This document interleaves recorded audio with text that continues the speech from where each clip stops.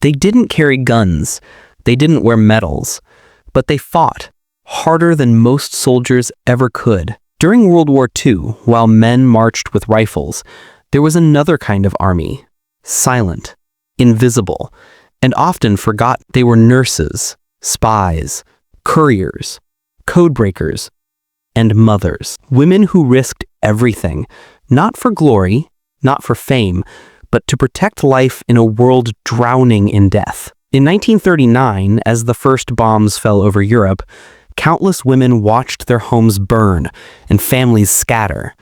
But instead of running, they chose to fight in their own way. A British nurse, Elizabeth Chilver, remembered how the hospital tents trembled when the bombs hit nearby. She said, "We had no weapons, only bandages. But every man we saved felt like winning a battle." These women didn't fight with bullets. They fought with courage. When soldiers screamed in pain, they were the ones who stood beside them, holding shattered hands and whispering, "You will live." But the front lines were not the only place women served. Far from the battlefield, in the hidden rooms of London and Washington, women like Joan Clark worked day and night decoding enemy messages. Every word they cracked saved thousands of lives, though no one knew their names. History remembers the generals, but behind every victory, there was often a woman typing in silence. The war took everything from them: sons, brothers, husbands.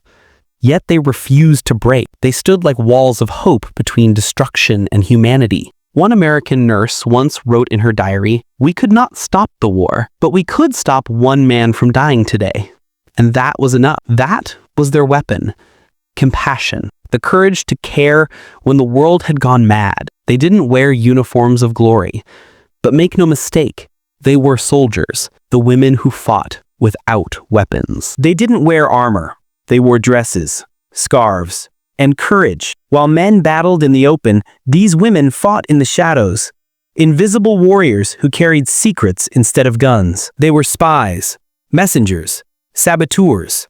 Women who risked everything behind enemy lines, knowing that one mistake could mean torture or death. Among them was Nancy Wake, a woman the Nazis feared so much that they called her the White Mouse. She was hunted across France, but they could never catch her. Nancy smuggled hundreds of Allied soldiers through secret mountain paths, cycled hundreds of miles to deliver coded messages, and even led guerrilla fighters into battle. When asked how she survived, she said, "Because I refused to be afraid. Fear is the first step to defeat." There was also Violet Sabo, a young British mother whose husband was killed in combat. She could have stayed home with her child, but instead she joined the Special Operations Executive, trained to parachute behind German lines. She was captured after a fierce gunfight, beaten, tortured, and finally executed in a concentration camp. She was only 23. Her last words were, "Tell my daughter, I did it for her future." The courage of these women was not in their strength, but in their choice to fight when no one expected them to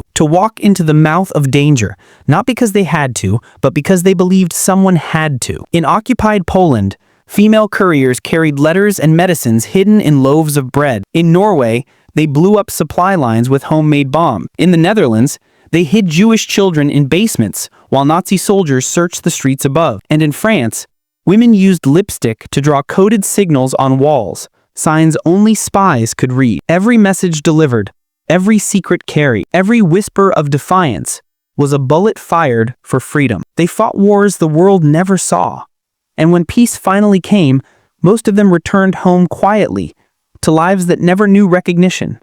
No medals, no fame, only memories that haunted them for the rest of their lives. But history remembers the women who carried secrets instead of guns, the ones who fought without ever being seen. They say war destroys everything it touches, but even in the darkest ruins, there were hands trying to heal.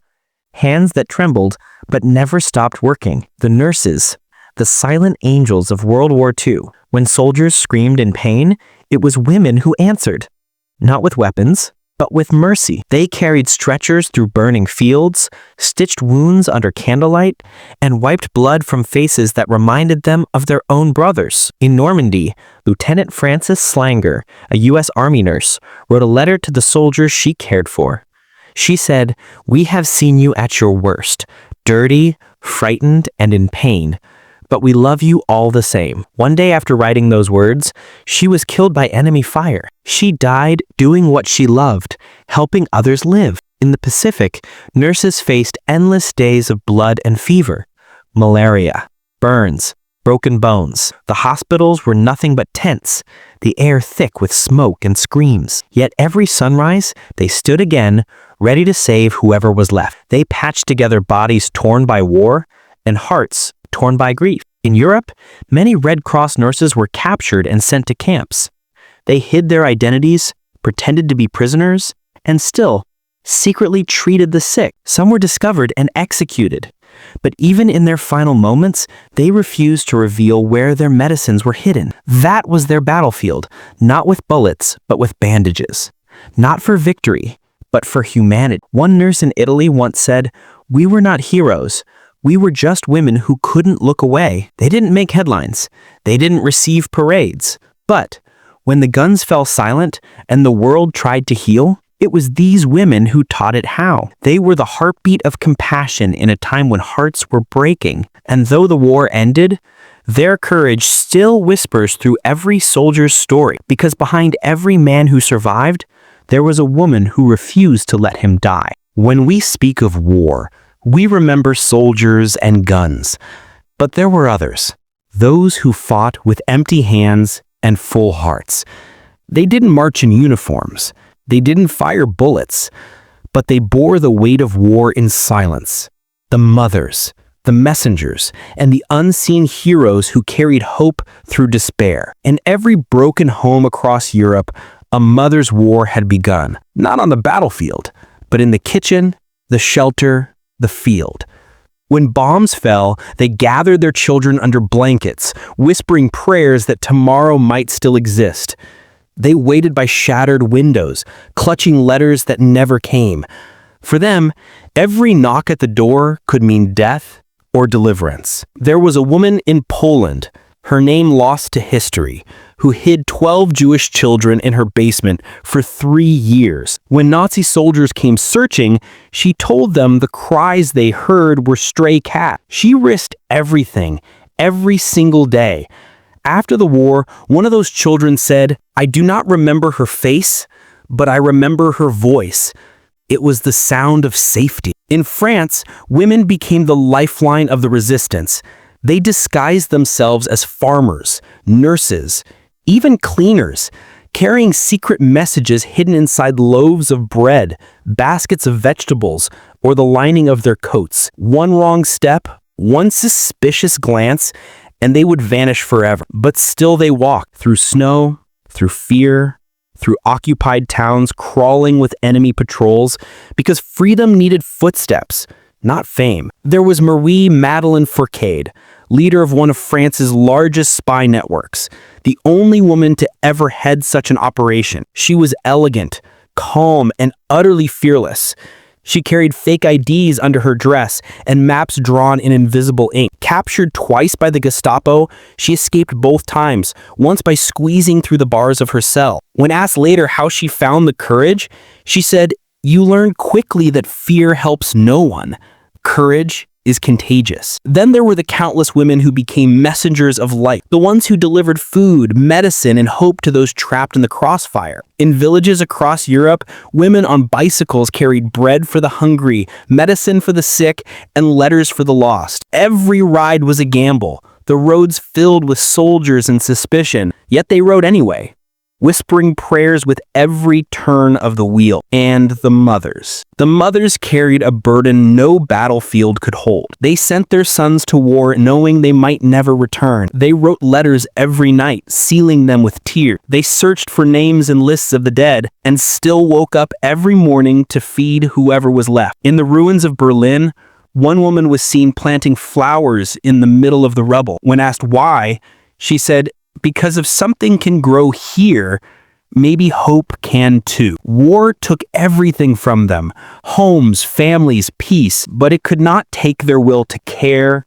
to believe, to rebuild. They were the soul of survival, proof that even when humanity burns, compassion can still bloom in its ashes. They fought hunger, fear, and grief. They carried messages across borders and love across generations. They were the quiet bridge between destruction and tomorrow. And when the world finally fell silent, they were the ones who picked up the pieces. Because while men fought to win the war, it was women who fought to keep humanity alive. When the last gun fell silent, and the smoke cleared from the broken cities of Europe and the Pacific, the world stood still. The war was over. But for millions of women, the fight was not. They returned to the ruins of their homes, to the ghosts of what was once life. The bombs had stopped, yes, but their echoes remained in every heart, every memory, every loss that could never be counted. The nurses packed their blood-stained uniforms into boxes and walked home, their hands still trembling from the lives they couldn't save. The spies burned their codes,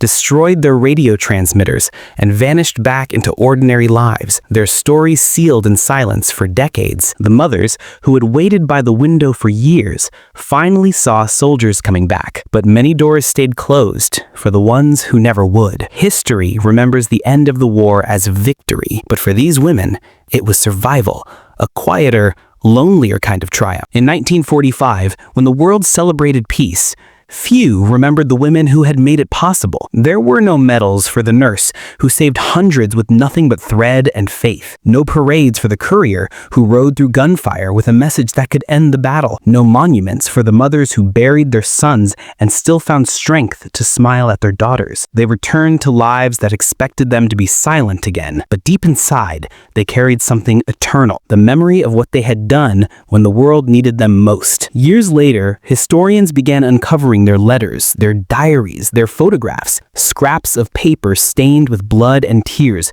proof that courage has no uniform. A note from a nurse found in France read, "We are not waiting for recognition.